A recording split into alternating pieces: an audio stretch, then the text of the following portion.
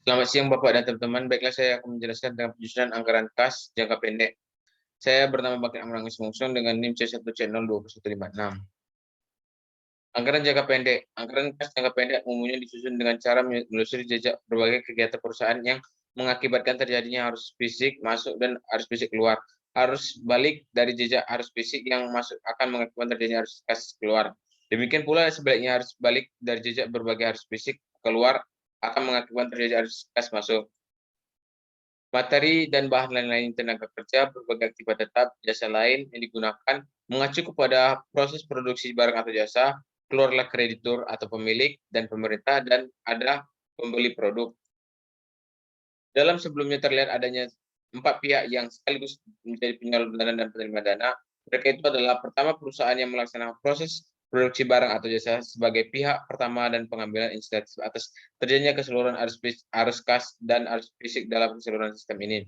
Yang kedua adalah peranan rekanan atau pemilik faktor produksi yang bergerak dalam pasar faktor produksi dan mengambil inisiatif atas terjadinya keseluruhan arus kas dan arus fisik dalam keseluruhan sistem itu.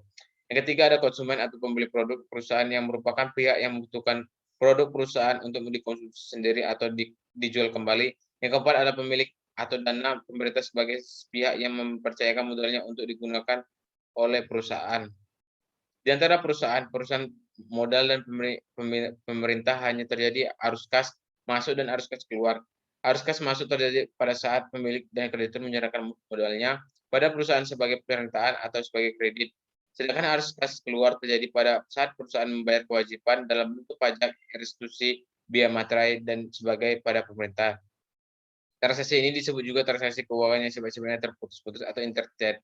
Dengan memahami berbagai kegiatan yang terjadi di antara 4 pihak inilah, perusahaan akan mampu memperkirakan jumlah maupun waktu terjadinya arus kas masuk dan arus kas keluar, baik yang bersifat operasional maupun yang berupa transaksi keuangan.